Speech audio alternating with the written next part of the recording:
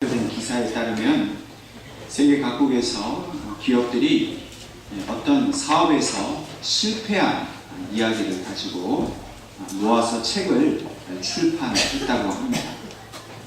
또 여러 분야에서 성공한 사람들의 이야기가 아니라 실패한 사람들이 모여서 그들의 모임을 정기적으로 가지고 있다고 전하고 있습니다. 이 사람들이 성공한 이야기보다는 이 실패한 이야기에 주목하고 있다는 사실은 오늘 우리에게 매우 흥미로운 일입니다. 또 어떤 사람들은 자신에게 보장된 이 성공적인 상보다는 실패할 수도 있는 그런 모험적인 일에 도전을 하고 있다는 것을 또 말해주고 있습니다. 실제로 이 한국인으로서는 최초로 영국의 옥스퍼드 대학의 학생회장이 되었던 이승윤이라는 사람은 글로벌 투자회사와 또 컨설팅 회사에서 억대 연봉을 제안을 받았다고 합니다. 그런데 그것을 거절했다고 합니다. 모든 사람들이 꿈꾸는 그런 꿈의 직장을 버리고서 그가 진짜 지금 하고 있는 일은 무엇이냐면 그것은 바로 샌프란시스코의 어느 허름한 아파트에서 몇몇 사람과 함께 실패할 확률이 99%나 된다고 말하는 창업을 준비하고 있다고 합니다. 또한 미국의 뉴욕타임즈는 실패한 사람들, 그러나 마침내 성공한 사람들의 여러 다양한 이야기들을 전하고 있습니다.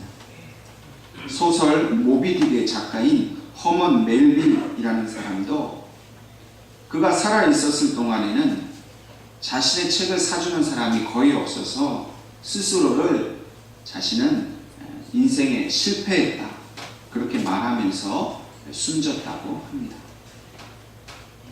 이렇게 실패하고 끝난 인생인 줄 알았는데 그의 죽음 이후에 마침내 그의 책은 베스트셀러가 되었습니다. 또한 미국의 실리콘밸리에서는 이 실패를 주제로 하는 컨퍼런스인 이 FailCon이라는 이런 컨퍼런스를 통해서 여러 분야에서 실패한 사업가들이 모여서 자신들의 실패담을 나누고 있습니다. 그래서 이 FailCon이라는 이 컨퍼런스 회의의 모토가 무엇이냐면 실패를 껴안고 성공을 이루자라는 것입니다. 오늘 우리는 우리 인생에서 실패를 바라지 않습니다. 우리는 모두 다 실패보다는 성공을 바라고 있습니다. 물론 개인마다 그 성공의 기준이 다르고 또 성공의 내용이 분명히 다를 것입니다. 그러나 중요한 것은 어떤 모양이 됐든지 실패는 아무튼 싫은 일입니다. 실패를 원하는 사람은 아무도 없지만 그러나 현실에서는 실패가 항상 우리 곁에 있습니다. 성공하는 것은 어렵습니다. 오히려 실패하는 것이 더 쉬운 일일 것입니다. 성공보다는 실패가 더 일상적인 일이 될 것입니다. 대학 입시에 실패할 수 있습니다. 취업에도 실패할 수 있습니다. 그 밖에도 우리가 바라고 계획하는 그 모든 일이 우리의 뜻대로 성공하기보다는 실패할 때가 더 많이 있습니다. 이런 우리의 일상적인 삶뿐만 아니라 신앙생활에서도 마찬가지입니다. 여러분 연초에 1년 동안 내가 어떻게 신앙생활 해야겠다 그런 믿음의 성장을 위해 계획하지 않으셨습니까? 근데 그 계획이 다 이루어지셨나요? 성공하셨습니까? 연초에는 내가 올 한 해 성경 꼭 한번 읽어야지 하셨잖아요. 매일매일 큐티도 하고 묵상도 하고 기도도 정해진 시간에 열심히 해야지 그렇게 하지 않으셨습니까? 전도도 꼭 한 사람 해야지 하고 말씀대로 실천하며 내가 살아야겠다 라고 계획하고 그 일을 위해 힘썼지만 계획대로 된 분들이 얼마나 계실까요? 문제는 이러한 실패의 상황을 이 사회나 또 나 스스로가 그것을 잘 받아들이지 못한다는 것에 있습니다.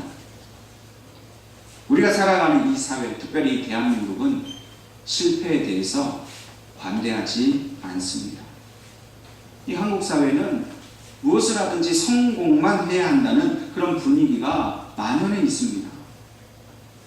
그래서 이 실패한 사람들에 대해서 격려를 해주고 또 그 실패의 결과보다는 그 노력에 대해서, 그 과정에 대해서 칭찬하는 그런 일을 하기보다는 오직 그 실패한 결과에 대해서만 바라보고 그 사람을 무능한 사람이라고 그렇게 바라보는 경향이 더욱 많은 것 같습니다. 그러다 보니까 우리 스스로도 어떤 성공에 대한 강박증을 앓고 있는 경우가 많습니다. 공부를 해도 성공해야 되고, 취직도 좋은 곳에 취직해야 되고, 자녀들도 좋은 가정에 결혼시켜야 되고, 신앙생활도 잘해야 되고, 조금만 남보다 뒤처지는 것 같고 이루지 못한 것 같으면 견디지를 못하는 것이 오늘 우리의 마음일 것입니다. 사실 실패는 성공을 위한 하나의 과정입니다. 그렇게 생각을 하고 우리가 여유롭게 자신을 바라보고 나 자신을 격려해야 하는데, 우리는 항상 이루지 못한 것을 놓고 그 실패한 것을 놓고 우리는 늘 우리 스스로를 자책합니다. 다른 사람이 봤을 때 그 정도면 괜찮은데 그 조그만 실패하고 이루지 못했다면 그렇게 우리 스스로를 자책할 수가 없습니다. 그렇다 보니 실패를 교훈 삼아서 더 나은 삶의 방향으로 나아가기보다는 자그마한 실패에도 스스로 실망하고 좌절하여 그대로 주저앉아서 자신의 신세만 한탄하는 경우가 많이 있습니다. 예를 들면 부모가 그렇습니다. 부모가 자기 자녀를 보면서 내가 잘못 키웠어 라고 생각할 때가 있습니다. 자녀가 내 기대에 미치지 못하면, 혹 좀 삐뚤어지고 잘못된 그런 행동을 보이면 우리는 그렇게 다 내 탓이라고 말을 합니다. 아마 전 세계에서 자기 탓 제일 잘하는 사람을 꼽으라면 아마 한국 사람이 1등일 것입니다. 실제로 미국에 살고 있었던 이 한국 엄마가 집안에서 잠시 이 한눈을 판 사이에 이 가구 위에 놓여져 있던 그 옛날 브라운관 TV가 그만 이렇게 아이가 놀면서 건드려서 넘어졌습니다. 자기 아이가 그만 그 TV에 깔려서 죽고 말았던 것입니다. 경찰이 찾아오고 엄마는 이 아이가 죽은 일 때문에 충격을 받고 너무 괴롭고 고통스러워서 뭐 거의 혼절한 상태지. 근데 이 엄마가 그 경찰들 앞에서 내 탓이라고, 나 때문에 이 아이가 죽었다고 막 그렇게 이제 통곡을 하면서 혼잣말을 한 것입니다. 그럼 우리 같으면 이 엄마가 그냥 슬퍼서 괴로워서 내 탓이라고 말하는 거, 이 심정 충분히 이해할 수 있지 않습니까? 비록 사고지만 이 엄마가 얼마나 내가 잘못돼서 애가 죽었다고 괴로워서 그렇게 말하겠습니까? 그런데 이 말을 들은 미국 경찰은 그렇게 듣지 않았습니다. 이 엄마의 이야기를 고지고대로 듣고 그 자리에서 이 엄마를 이 아이를 죽인 살인자로 체포를 했습니다. 변호사를 사고 재판이 진행되는데 이 엄마가 항변을 합니다. 내가 죽은 게 아닙니다. 내가 괴로워서 그렇게 말을 한 겁니다. 변호사가 변호를 해줍니다. 한국 사람들은 이런 사고가 생기면 다 자기 탓이라고 얘기를 하는 그런 습성이 있습니다. 이 엄마가 죽은 게 아닙니다. 그렇게 변호사가 변호를 했음에도 불구하고 결국 그 재판에서 이 엄마의 말이 자백의 증거로 채택이 되어서 결국 20년형을 선고받고 말았습니다. 물론 이 엄마의 잘못이 전혀 없는 건 아니겠지. 좀 더 안전하게 집안을 잘 정돈하고 잘 돌봤다면, 이 아이를 좀 더 관심 있게 봤다면 이런 사고가 안 생겼을 텐데, 그러나 자신의 능력 밖에 있는 일이었습니다. 사고였습니다. 그런데 그 자기 능력 밖에 있는 일을 모두 다 자기의 잘못, 자기의 탓으로 돌리는 것은 신앙적인 측면에서 보아도 결코 옳은 일이 아닐 것입니다. 우리는 완벽한 존재들이 아닙니다. 우리는 얼마든지 실수할 수 있고 실패할 수 있는 사람들입니다. 자녀들도 더 잘 키우면 좋겠지요. 완벽한 가정을 이루고 직장에서나 사업에서나 승승장구해서 오직 성공만 할 수 있었으면 얼마나 좋겠습니까? 근데 현실적으로 그것은 불가능한 일입니다. 여러분, 신앙생활도 마찬가지입니다. 성경 말씀 그대로 살아가는 완벽한 그리스도인이 존재할까요? 저나 여러분이 예수님의 말씀 한 말씀도 어기지 않고 그 말씀 그대로 그렇게 정말 살아갈 수 있을까요? 말씀대로 살지 못한다고 해서 누가 누구를 책망하고 야단칠 수 있겠습니까? 이 말씀을 전하는 저도 그 말씀 다 지켜 행하지 못합니다. 그렇다고 해서 누구를 비난할 수 없어요. 우리 그렇게 부족하고 연약한 존재이기 때문입니다. 그런데 오늘 하나님께서 우리에게 주신 이 본문의 말씀 13절 말씀을 보면 사도 바울이 이렇게 고백합니다. 내게 능력 주시는 자 안에서 내가 모든 것을 할 수 있느니라. 이 말씀 때문에 얼마나 많은 성도들이 힘을 얻고 위로를 얻고 용기를 내서 그렇게 살아가는지 모릅니다.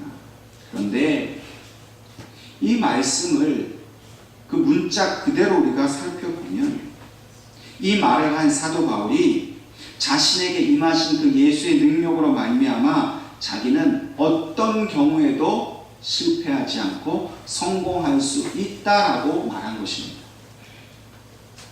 세상적인 삶, 또 영적인 삶, 그 모든 것을 자기는 다 이룰 수 있다라고 말한 것으로 해석할 수 있습니다. 예, 분명히 이 말씀은 진리입니다. 하나님의 말씀이고 예수님의 말씀이기 때문에 이 말씀은 거짓일 수가 없고 이것은 반드시 이루어지는 그런 하나님의 약속의 말씀입니다.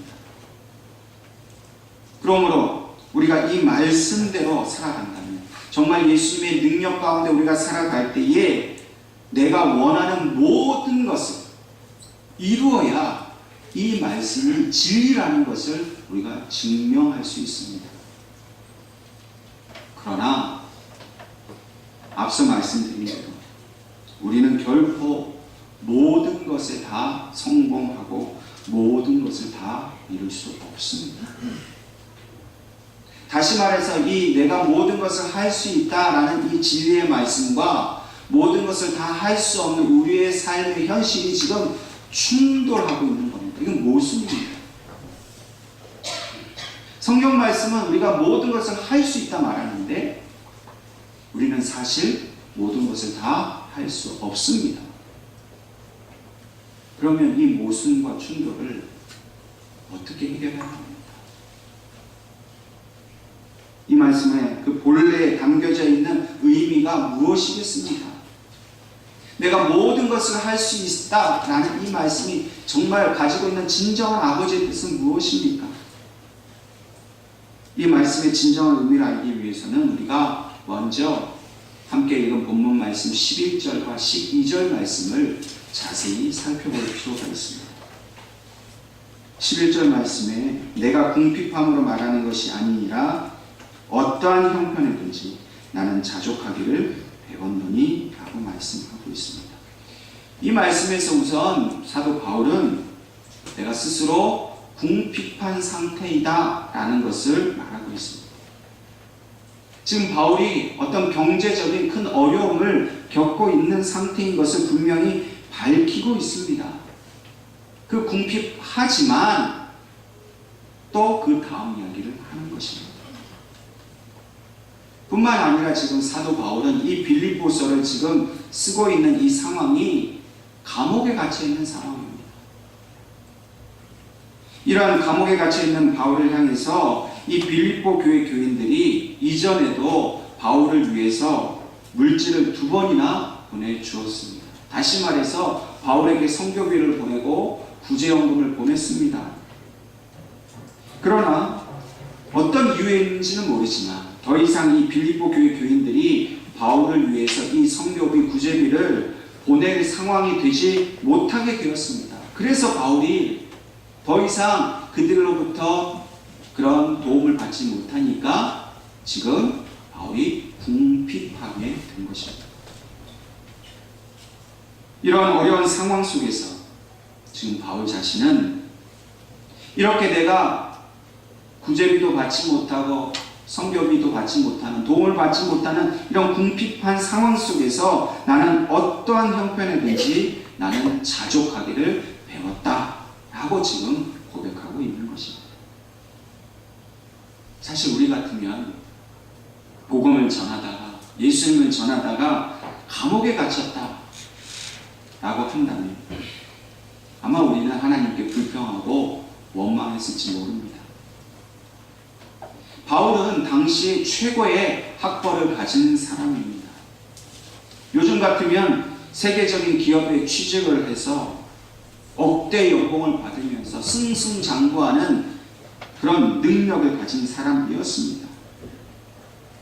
그런데 바울이 자신의 그 능력과 그 학벌을 다 배설물처럼 여기고 성공이 보장된 이 안정적인 삶을 다 버리고 복음을 전하고 예수님을 전하는 가장 힘들고 어려운 삶을 선택해서 살아온 것입니다.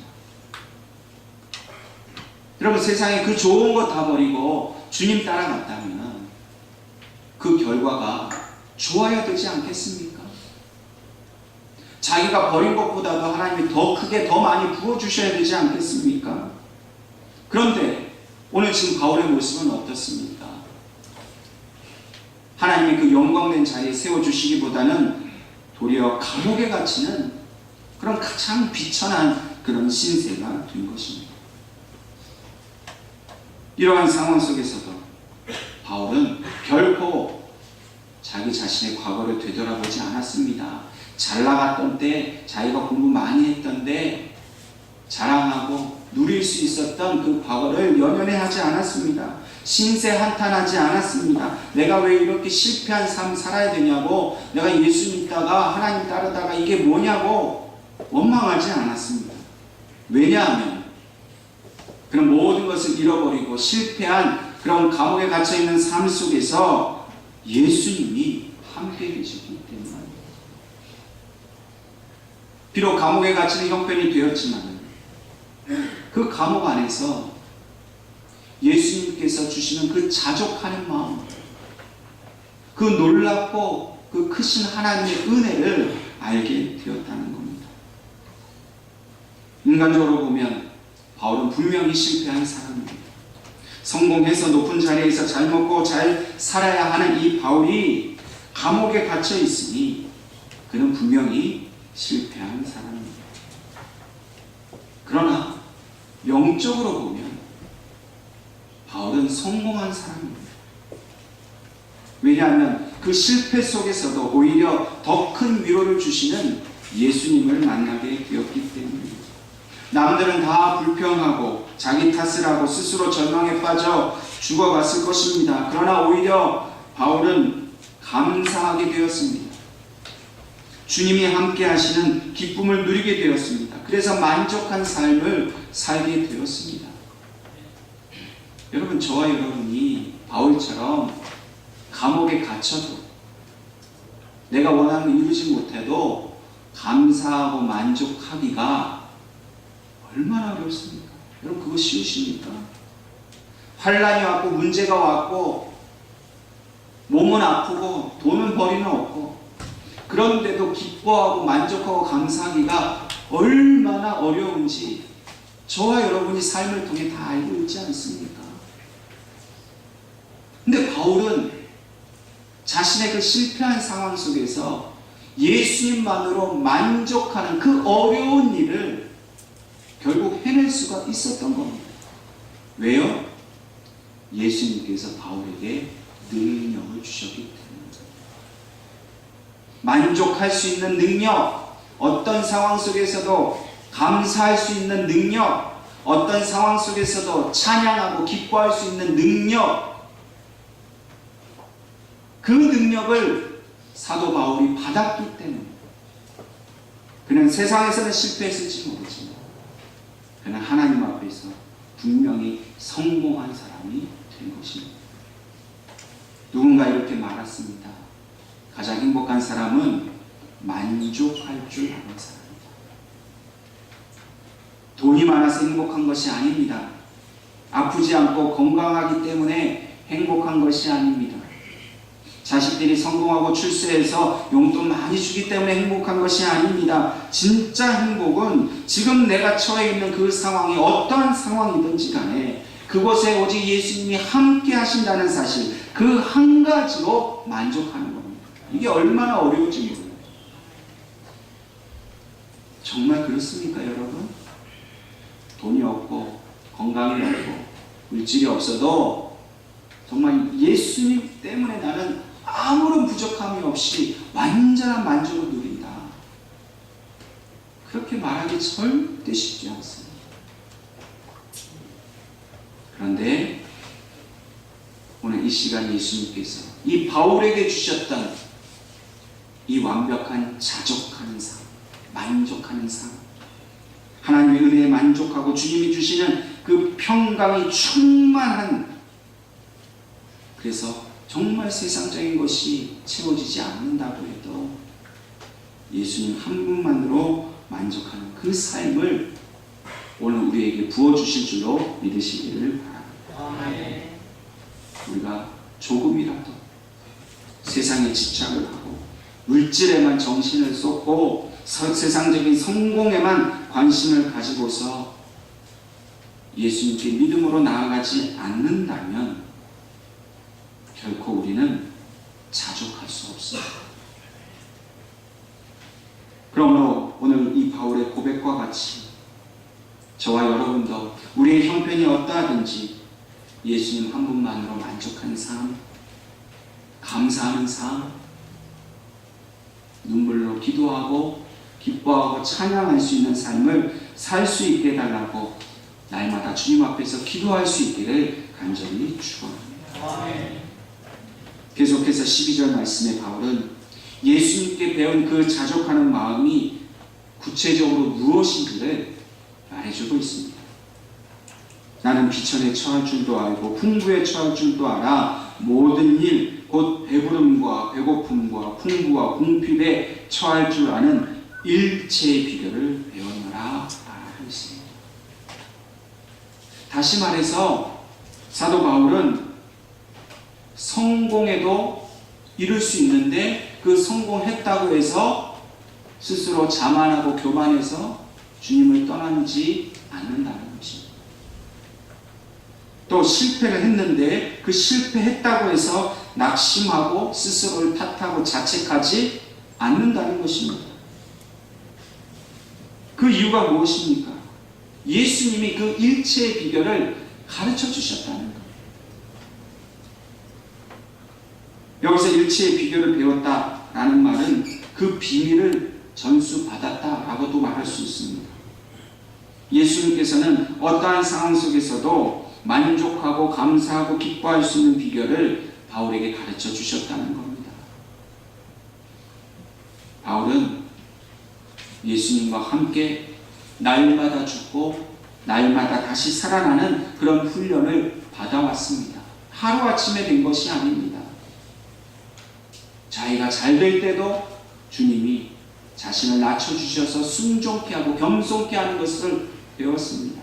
자기가 잘못되고 고난을 받고 매를 맞고 죽을 위기에 빠졌을 때도 결코 낙심하지 않고 그 고난 속에서 주님을 기뻐하는 법을 그렇게 훈련을 받아왔다는 것입니다.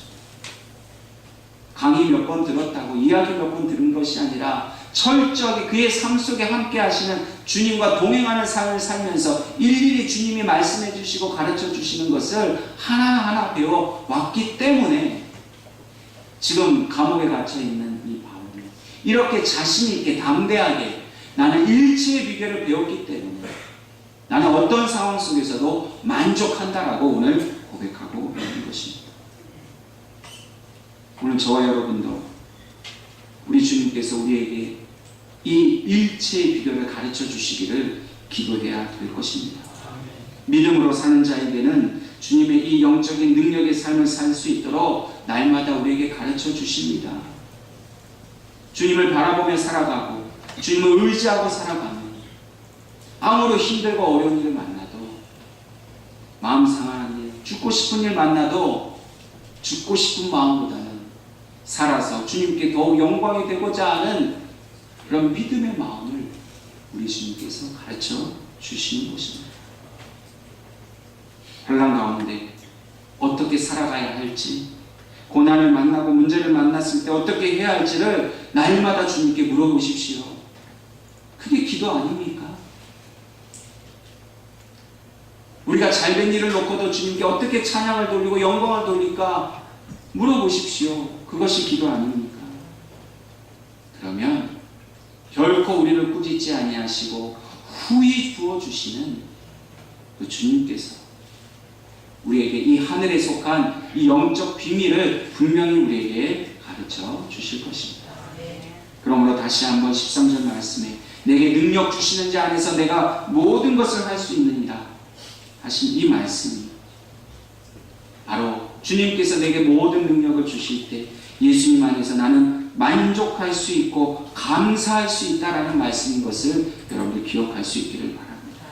그러므로 우리는 예수 그리스도 안에서 모든 것을 할 수 있는 주님의 능력대로 살아야 합니다. 주님이 명하신 대로 우리는 슬픔이 올 때 기뻐하고 성공했을 때 교만하지 않고 무슨 일을 만나고 무엇을 하든지 오직 그 모든 것이 하나님의 은혜인 것을 우리는 기억하고 우리의 주어진 삶을 만족할 수 있어야 합니다. 성공과 실패라는 상황 때문에 할 수도 있고 할 수도 없고 하는 것이 아니라 그 어떤 환경 속에서도 예수님으로 인해서 만족해야 합니다. 그 어떤 상황 속에서도 하나님께 영광 돌릴 수 있어야 합니다. 오늘 이 예수님의 능력이 저와 여러분의 능력이 되어서 예수님처럼 영광 가운데 서 있기도 하고 예수님처럼 고난의 십자가의 길도 걸어갈 수 있어야 될 줄로 믿습니다. 무엇이 우리 앞에 닥치든지 저와 여러분 오직 예수님의 능력 안에서 모든 것을 할 수 있는 그런 믿음의 사람이 되어지기를 주님의 이름으로 축원합니다.